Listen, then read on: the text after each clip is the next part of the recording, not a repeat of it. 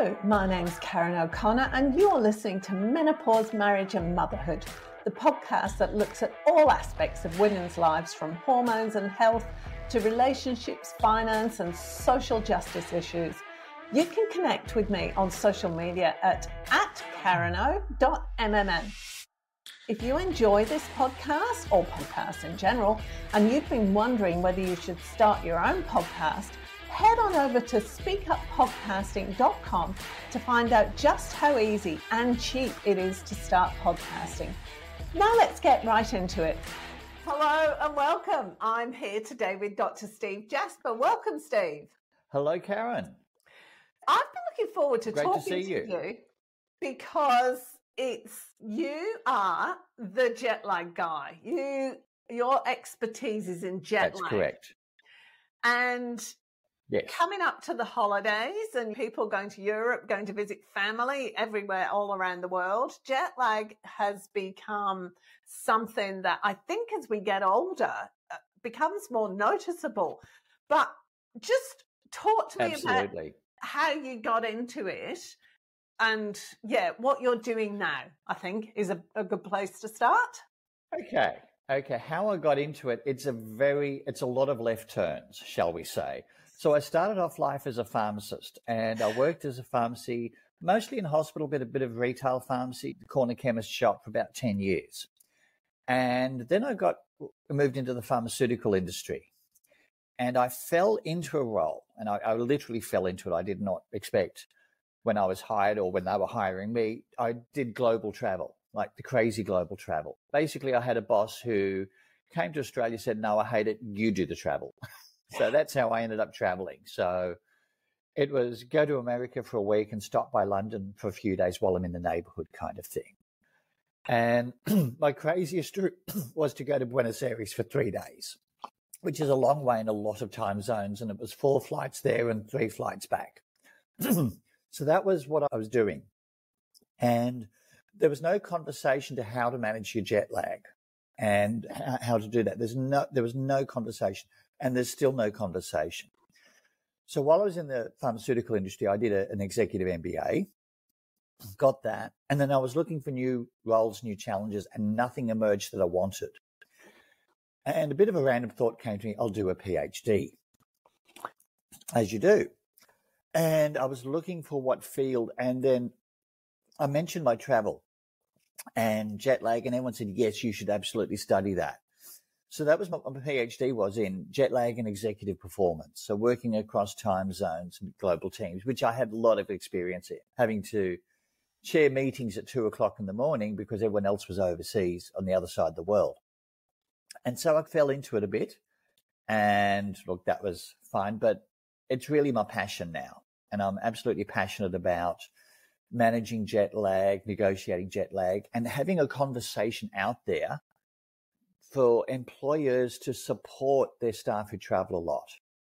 So that's what I'm about. So that's how I do it. And that I'm a consultant now. And I have people who travel frequently and say, hey, how do I manage my jet lag? So that's my background, how I got here. Like I said, it's a series of left turns, but I'm very glad I'm here now. When you talk to businesses about jet lag, this is really interesting because it's something I've never thought of until you said it just then. But when you're traveling for business, the jet lag must be really impactful on people's performance and their ability to actually do anything and be a normal person if you're jet lagged. There's 2 components to that. The first of all is the outbound, and you rightly say it can have an impact on performance, an impact on how people function. And an intriguing thing that kept up, I did a series of interviews for the first part of a PhD, and then I did a survey. But in the interviews, I had a set of questions that I would base my interviews on, and the phrase running on adrenaline kept coming up. And that's intriguing. Ooh, what's behind that? So running on adrenaline, and let's say you go to America or Europe, wherever, and you're running on adrenaline. You do what you have to do. Then there's the return component, and that seems to be when jet lag kicks much harder. And it's not due to the direction of flight. Direction of flight has an impact, and I can talk about that in more detail. But these people have been running on adrenaline, and they come back to Australia and they absolutely fall in a heap. They're out of sorts, they're grumpy. And if they're in a relationship, they're not pulling their weight in terms of being able to be there for their partner or there for their children. They're just grumpy and out of sorts. And it puts a real strain in relationships. So what I was discovering, it started off as performance coaching, but really it morphed into relationship building, which was another left turn I hadn't expected. I had people say to me that my wife hates it when I travel, and she hates it when I get back and I'm out of sorts for 2 weeks. So that was intriguing. It was that return component that is really where the jet lag is brutal for a lot of people. How does that impact people with families? And where I'm coming from with this is I remember taking my 4 kids when they were young. I think the eldest was 11, the youngest was 1. Actually, it must have been 10 and 1. And by myself. And when I came back after a 24-hour flight back from the UK and a month in the UK with these 4 kids and everything, I was just, I think I slept 17 hours straight. Yeah. I can completely understand that. I hope your partner was very supportive. But often the partner who remains behind can feel like a single parent, because one of them's gone away for a week, 2 weeks, 3 weeks. They've come back, they're out of sorts for another week or 2. And you can have that deadly conversation like, if I'm going to live like a single parent, I might as well be a single parent. There's a real danger there. And I don't think we've looked at enough the impact on jet lag and relationships. There's a real impact. And as a result, people get burnt out. They go, no, I'm done with this. I want to save my marriage. I want to live like a normal human being. I'm just going to leave this job and find a role where I don't travel so much. That was what some people did. So people get burnt out. They leave the roles and they don't need to be burnt out. If we have that conversation where employees who travel are supported, then they don't get burnout. They don't get exhaustion. They're present with their families. All of those things that you really want. And it has that impact not just on employee performance when they travel, which it does, it absolutely does, but when they return, you've got that work-life balance, because it really, frequent travel is a real bite into work-life balance, and you've got to replenish that. And I think that's been overlooked as well in the conversation. So what actually causes jet lag? And are there certain kinds of people who are more susceptible to jet lag than others? Yeah. First of all, we all have a body clock. That's why we're hungry at certain times of day and sleepy at other times of day. That's why we don't eat pizza at 4:00 in the morning. That would just not do our bodies any good, because we're not built for that. We're what we call diurnal animals as opposed to nocturnal. We respond to sunlight in a positive way. We're awake during the daytime and asleep at nighttime. Very simple. When you cross multiple time zones, AM becomes PM becomes AM, and suddenly you're awake and alert in the middle of the night and sleepy in the middle of the day. You've disturbed your body clock. So that's what jet lag is. It's the body clock. It's not the exhaustion of travel. That's something else. It's the body clock is out. You're out of sync. And that's what you do. And then you've got to realign the body clock as you can, if it's plausible. If you only go to London for 2 days for a meeting or something, there's no point in aligning your body clock to London. You just stay in Australian time and do what you have to do and come back and you're good. In terms of certain people, there's a couple of factors. The first is how much of a morning person or an evening person you are. And that relates to the direction of travel. I'm a night owl. I like to be up at the crack of noon. That's how I roll. When I fly to the UK or Europe, I'm good. I get on the plane, get off the plane, I'm good to go. I had a conference in Paris a few years ago, and an international management conference in Paris. You haven't had catering until you've been to an international management conference in Paris. I got off the plane, I was good to go. I knew on return, because for me, East is a beast and West is best, that had to throw everything I knew at it to actually manage my jet lag, which I did, and I was fine. But I had to throw all my tools at my jet lag coming back. If I was a morning person, it'd be the other way round. The people who are up at 5 a.m. jogging, they find flying west more challenging, and they find flying east easier. So that's the first thing, the whole morning, evening thing. And when you think about it, it can make sense. Because I'm a night owl, my body clock runs a bit late. And if I fly over to London, I have a long night. I stay up late and then I sleep in. Easy for me to do. Not so easy if I was a morning person. The other thing, and I don't know how advanced we are, is how rigid the body clock is. Some people just don't seem to like their body clock shifting much. Other people, you hear of them, they land, they get off, they're good to go wherever they go. So there's that rigidity in the body clock, and that's a little harder to train. And those people are more prone to jet lag whichever way they fly. So, but I'd like to see more data on how rigid or malleable people's body clocks are. So what you were saying then about east of beast and west is best, that's the one you always hear around jet lag, isn't it? But it's not necessarily true. Not necessarily. It's mostly true. And I'd say it's true for the majority of people. But like I said, the real early morning, and I've got an app coming out which categorizes you how much of a morning person you are. If you're a real early bird, that's going to be, the reverse will be true for you. But that's for the real early birds among us. So and what's a real early bird? Something to bear in mind. That somebody who gets up at 4, the people. 5? But up at 5, yeah, I know someone who'd get up at 5, and his wife would forbid him to get up any earlier because he'd be up at 4:30, and he'd be up at 5, raring to go. So those people will find east easier and west harder because, again, flying east, you have to go to bed a bit early than wake up early because the day seems to shrink. For those morning people, that's easy for them. It's not so easy for the rest of us. Whereas going west, you have to stay up late. That's very hard for them. It's going against the grain.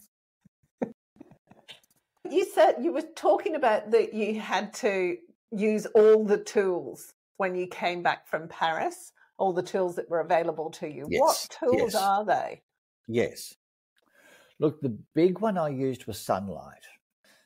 Because we're diurnal animals, sunlight wakes us up, and we're built that way. There's receptors in our eyes that have nothing to do with vision but contract the daytime. And I spoke with a young man who went blind a few years before. He was 16 years old and his optic nerve just packed it in. That was it. And so he was legally blind, had the white cane, the whole thing. But he still knew when it was daytime and nighttime. He couldn't see it, but he still knew because those receptors were still working. And those receptors send a message to the brain, hey, it's daytime. Switch off the melatonin, which is the normal hormone we produce. It's daytime. What I did was got out in the sun, and luckily it was sunny. Even if it was overcast, that would still work. But I got out in the sun, I got the sun in my eyes, and I did that frequently. That's the biggest thing you can do. Get out in the sun, take your sunglasses off for a few minutes, just get some sunlight on your eyes to tell your body, hey, it's daytime, let's wake up. That's the biggest one. I also did use some melatonin to help me sleep. I didn't need anything stronger. I wouldn't want anything stronger if I could avoid it, but mainly sunlight. And then, of course, when it was nighttime, stay away from anything with blue light, the blue-green light, like a computer screen. That will wake you up. So if you notice, a lot of computers have either a night mode or a dark mode. The dark mode is obviously dark. The night mode is reddish because the reddish light doesn't wake you up, but the cool colors do. So those are the tools that I used coming back from Paris to keep me awake during the day and asleep at night. So what actually are the impacts of jet lag? Because where I wanted to go into the relationship side of things now and how it impacts you. So what are the actual symptoms of jet lag? What impact does it have on you? Look, it has a variety of impacts. The obvious one is daytime sleepiness, nighttime insomnia. That's the classic jet lag that we associate. But also things like brain fog. lack of clarity in thought. You have lack of, it can have an impact on your emotional well-being. People can be irritable. It can have all sorts of mood things. And then you get some quite serious ones. They've looked at frequent business travelers, cardiovascular things, diabetes, gastrointestinal disturbances. People think they've picked up a nasty stomach bug when they've traveled. What's really happened is the jet lag has affected their stomach. I'll give you an example. A friend of mine flew from London to Melbourne some years ago and said, I'm in Melbourne, I'm on Melbourne time, I'm going to have a big breakfast because it's breakfast time. And he was ill. He was violently ill because even though it was 8 a.m., his stomach did not register that it was 8 a.m. His stomach thought it was 3 a.m. or something. And he was just, no, this is not for me. But those stomach bugs, that could actually be jet lag. But those darker things, the mood irritability, because people can be quite irritable. And I think a lot of the plane rage that we've seen, I suspect a lot of that's jet lag. They've flown across, they've cancelled, they're on their last flight, they're on their last nerve. And I think we've seen lots of cases of plane rage. I think people do need to take responsibility for their emotions, but I think a lot of it's jet lag. That could be it. But those darker things that we've seen, increased risk of cardiovascular disease, increased risk of diabetes, that's a little bit scary. And I think we need to look at the well-being for that. So those are some of the symptoms of those are the big ones in terms of jet lag. So why does it impact your body in that way, that it impacts your heart and your blood sugar levels and everything? Why is that? It's your body clock. We run to a body clock. Our body runs to a schedule. We do certain things at certain times. We digest during the daytime. We don't digest late at night. That's why you don't eat cheese before you go to bed. You get nightmares because we're not meant to be digesting then. Certainly not something like cheese. So your body does run to a schedule. And when you throw that schedule out, it throws the body out. We are creatures with a body clock. And we just have to acknowledge that it's part of our biology. And so it has all sorts of effects in all sorts of places when you throw the body clock out. And the body clock isn't unique to humans. There's an academic who researches jet lag in horses. She's based at the University of Kentucky, which is near where they have the Kentucky Derby. And they have, which is similar to the Melbourne Cup, one of the big horse races of the world. And they have jet lag treatments for horses. And I've seen them shining blue lights into the eyes of horses so the horses wake up. That's the sort of thing that happens. Horses have a different circadian rhythm to us. They need about 3 hours sleep or less. That's why they're so skittish. But that's the sort of thing you're looking at. Even plants have a circadian rhythm. It was discovered in plants centuries ago. The petals of flowers will come in at night. And even if you put them indoors in a cupboard at nighttime, they'll still come in.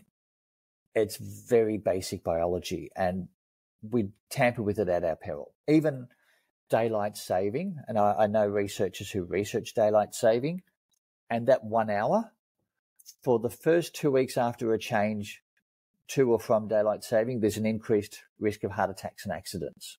So absolutely, we need to take our body clock seriously. And it's interesting you say that, because as you're talking, I'm thinking this is something that I don't think any of us really give any credence to. It's just, I'm a bit jet lagged, I'm a bit tired. We don't actually think that it might be having a significant negative effect on us emotionally and physically, do we? No, but it certainly does. And we are creatures of the clock. And the other thing, one of my passions is what I call chronodiversity. It's called chronodiversity. We expect people to work 9 to 5. And I think the pandemic has disrupted that, which is fantastic. One of the positive effects of the pandemic is that we've disrupted that 9 to 5. People work when they want to work. I certainly don't want to get up, put on a suit and tie and commute with everyone else and go to an office at 9 o'clock in the morning. I absolutely do not want to do that. I don't think clearly before 10. And I just respect my body on that. Now I have a role. My morning class is 11:30 a.m. Technically it's morning. That's fine. There are people who do 8 a.m. classes. I'm no longer available for that. So respecting our body type and respecting our chronotype, whether you're a morning person or an evening person, respecting that. And I think there's been a lot of disrespect to us night owls, particularly, especially in the business community. Yeah, it's that homogeneity that is required that I think a lot of us are realizing it doesn't work. We've all crammed ourselves into this little box that's expected of us without actually being able to identify the impact of that. Yeah, and it is genetic.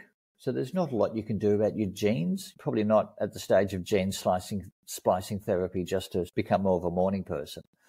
But even if you think of the saying, early to bed, early to rise makes man healthy, wealthy and rise, there's a real stigma against night owls there. There is that real stigma there. Oh, you're lazy, you're sleeping in. If you've been working up till 2 a.m., you can have a sleep in. I think that's doable. There is that stigma there, and I think we need to move past that instead of having people fit into these crazy boxes. The craziest I've seen, teenagers are typically more night owls because one of the things that this changes with age. If you've ever been the parent of small children, you have morning people. Sleep-ins just don't happen anymore. If you've got small children, no. Whereas when you've got teenagers, what happened? What happened? They're not up and bubbly at 6 a.m. anymore. So there's that shift, and it's an age-related shift. But teenagers certainly don't perform well in the mornings in exams. We've seen that multiple data. They're not. Let them do their exams in the afternoon, they'll perform better. And the US state of Louisiana has students starting at 7:30 or 7:15 a.m. starting school. I would not want to navigate algebra at the best of times, let alone 7:30 in the morning. I'm just like, I wouldn't be present for that. The wheel's spinning, but the hamster's dead on that one. So let's go on to, there's a couple of places I wanted to look at. One of them is, I suppose they're both related. In a business, what can you do to support your employees who are doing a lot of travel? And what is the impact of those employees when they get back? Because you said earlier, they fall in a heap. And the other thing I was going to talk about tied in with it is the impact it then has on relationships. So how does the person manage this, and how do the people surrounding the traveler manage everything as well? Few things. Look, the big one, first of all, allow employees who travel to have breaks and go outside. Look, I did business travel and I would be inside. I'd arrive at the office at 8:30 a.m. or whatever local time. And then morning tea would be inside and lunch would be inside, and afternoon. And then finally, at 5:30, I'd get outside and the sun would be set. I wouldn't see any daylight. Really smart thing to do is to let employees go outside. When I went to Buenos Aires, the thing that saved me, absolutely saved me, I didn't understand it at the time. My first day there, they said, hey, we've got a meeting. We're going to a restaurant in Recoleta. It's about 1 kilometre away. We can take a taxi there, but you want to walk? I'll walk. And luckily, it was a lovely sunny day. So I got that sunlight on me, which I really needed in Buenos Aires. I just arrived the night before. So that's a simple thing that can support employees, is letting them get outside and get some sun. Second thing that would support is delegating. Some of the people I interviewed, one of them was doing a 15-hour workday when she traveled. Right, checking emails before work, then going in, spending a full day with clients, checking emails after the workday, then going out and entertaining clients. It's crazy that people who are already physically stressed are doing these crazy 15-hour days. So that's just not workable. It really is not good. So having a delegate and then saying this person will cover them, and only the delegate contacts the person traveling. The delegate handles everything else back on the ground. So they don't have to worry about what's happening back in Australia. They can fully focus on where they are and what they need to do. And if there's anything that they need to do or any decisions, they can be contacted by the delegate at a pre-arranged time. So that's two big things. The expensive one, if you can afford it, have them fly business class. Some companies allow it, some don't. Some say you need to fly X number of hours, whether it's 5 hours or 8 hours. I went to an Asia Pacific conference for my company, and I was the only person flying business class because I flew from Australia. I looked after Australia and New Zealand. So, everyone else was doing short hops for 2 or 3 hours, and I was doing 10 hours. So I got to fly business class. That's, if your company finances permit, that's nice, but it's a nice to have. But those first two things, going outside, having a delegate, and they're increasingly expensive as you go. That first one's free. The second one, there's a bit of a cost in terms of employee labor. And the third one's probably the most expensive. But that's three that come to mind for business travelers to way to support them. And then when they come back, some time off in lieu. If they've been traveling for days, give them some time off. Let them work from home for a few days so that they can settle in and be present for their families, because I think that's really important and overlooked. And what about in the family? What is the best way for people to handle jet lag within the family? I think, look, a bit of support and also awareness that people might be grumpy. This is not the time to have a deep, meaningful conversation. If someone's just got back from overseas, the we have to talk conversations shouldn't happen. Let them slide for a bit, because they're not going to be in a great space. You know those we have to talk conversations? Yeah. Hold off on them and understand that they're physically and emotionally a bit challenged. And so it does seem a little unfair right now that there's mum or dad sort of sleeping all the time and the other parents looking after the kids. So that's a thing to look at for on the home front. And it means communicating frankly, especially with children, communicate, this is what's happened. Mum or dad's been traveling a lot. They're going to be tired and they're going to be jet lagged, and this is how it's going to look. So having that honest communication and just being supportive. It's like, okay, you want to sleep? Okay, you go sleep. Let them sleep. And hopefully you don't have someone taking to your trees with a chainsaw while you're sleeping.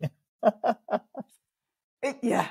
It is difficult though, isn't it? Because if your partner's been away for a couple of weeks and you've been left with the kids, or stuff's gone wrong, your mum's been taken into hospital, the dog's died, and you just want your partner to get back so that you can just take a bit of break yourself. And that's a lot of the problem, isn't it? Yeah, it is. You've been holding the fort for 2 weeks and now you're expected to hold it for another week or two.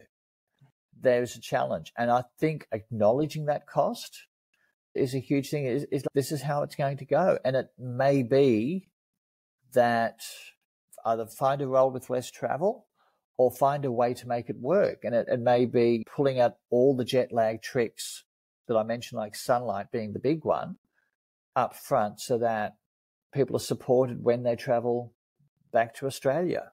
Absolutely. But I think honest communication and taking the emotion out of it. And this is the facts. Look, I've just arrived from Dubai and I'm absolutely wrecked. The flight was terrible.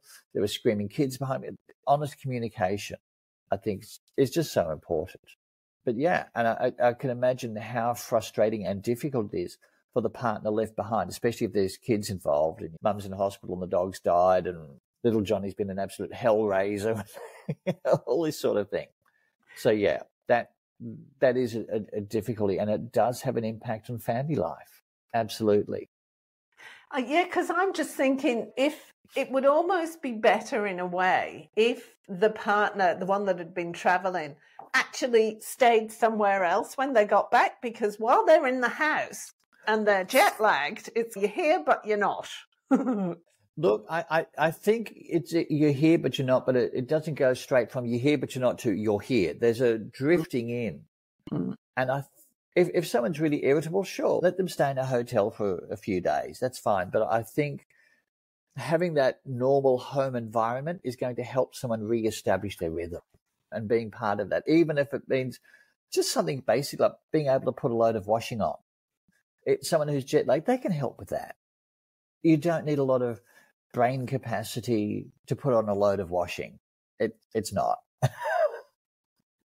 So let them ease into family life, because I think it's nice for the jet lag person to have family around generally speaking. And I think it's nice, even though, and just had that on, hey, Dad's a bit grumpy right now. He's a bit tired because he's been flying, he's been traveling, and just explaining that honestly. And that's just part of that life. Yeah. That would be my thoughts on the matter. Is there a time frame? The more time zones you cross, the more days it takes you to recover. What is that ratio? I have heard a day for every time zone crossed. I have heard that, which gives you a maximum of 12, but that doesn't factor in the direction of travel. And it doesn't factor in how well you travel as well. So like I said, when I flew to Paris, I got off the plane. I'm good.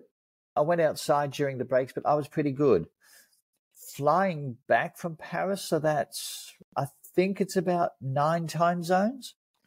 And I threw everything at it and I was good in 3. But previously I'd flown from London, which is 10 time zones, and I'd be struggling for a fortnight. So that number, it's not like a hard fixed number by any means. It's very malleable. And if you throw things at it, you can really reduce those numbers.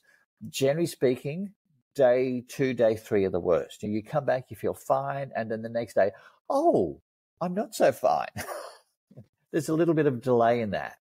And I think with the travel, I've got to get on the plane and all that, adrenaline kicks in and there's a lot of survival mode.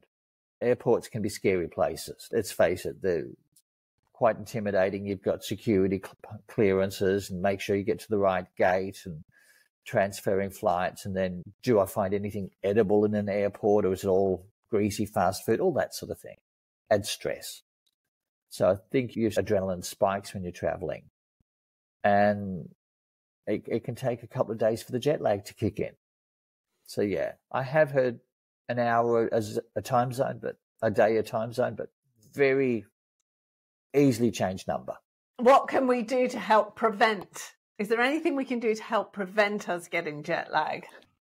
I've got this wonderful little device right here. These are an Australian invention. And it looks like I'm going to a rave in the 90s, but I don't know if you could see any green light in there. Oh, They've got there's little bluish green lights, and those lights are actually the frequency. Remember I talked about in the eyes, we've got receptors that pick daylight. This is the frequency of light that they respond to. Wow. So it's a bluish green colored light. And they're designed to wake you up. So you can put these on. You can see now, and it highlights your crow's feet beautifully. But you put these on. Let's say you're flying to London. It's nighttime here in Australia, but it's going to be daytime in London, and you want to adjust that. You put these on, and then this will wake you up. And so you can stay up a bit later or wake up a bit earlier, whatever you need to do. So these are great for that. These are retimer glasses.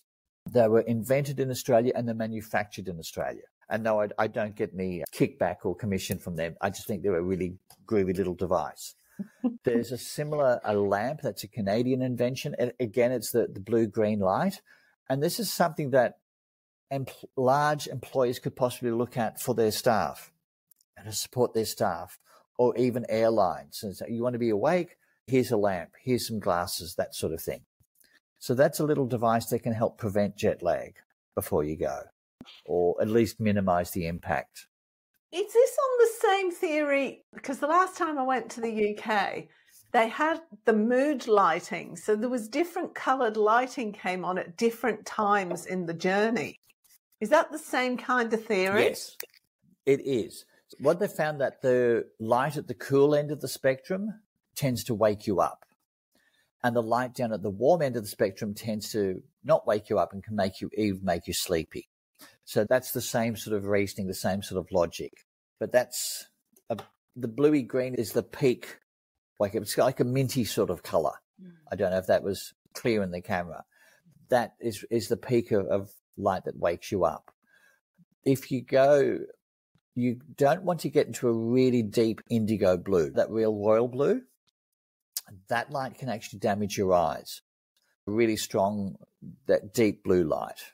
And this is a problem with the English language. We don't have enough words for blue, because sky blue light is fine. That cyan, sky blue, that's perfectly fine. But that deep blue, that's not so good for the eyes.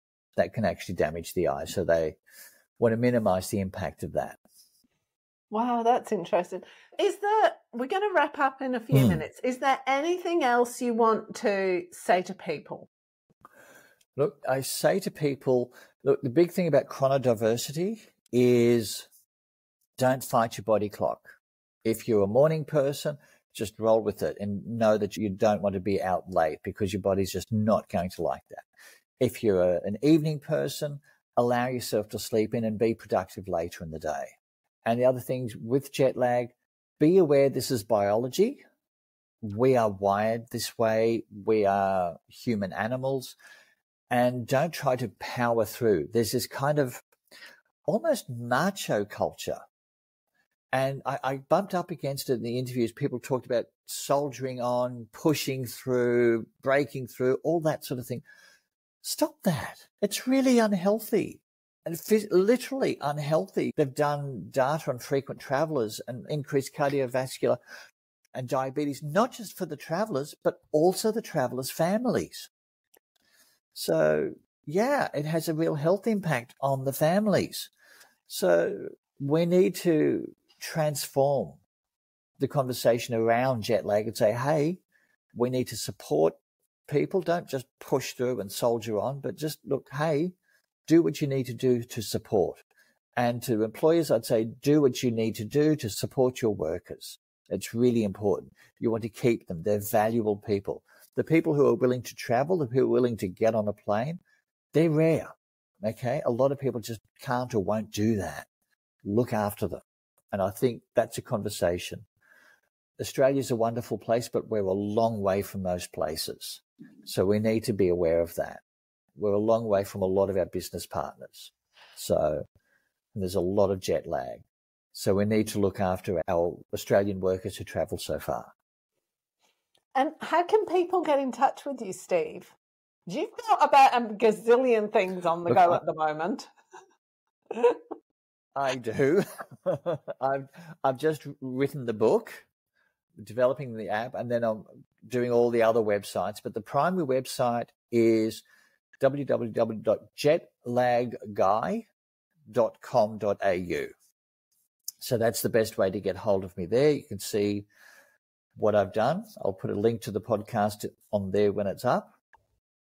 Great. And what's your book about? My book it's called End Jet Lag. Right. So that's pretty much, it is what it says. And my vision is to have that selling in airport bookstores. So you imagine you're at the airport, you're on a big flight to the States or London or wherever. You see a book in the window, End Jet Lag. That's a shut up and take my money kind of moment. And you've got a long flight, you've got time to read the book. And when is that available, that book? Oh, I'm hoping by the end of the year. Great. The stars need to align for that, but I've done the first draft. But we will see. And the app? What's the app? The app is a jet lag guide, and it takes into account your own individual body clock, whether you're a morning person or an evening person, which I think is the first of its kind. So that's an exciting project. So we're in the final stages of that. We're beta testing the Android version. We have to have that as well as the Apple versions fine. So that should be rolled out in the next month or so. I've been setting up accounts and all that sort of things, which will be exciting.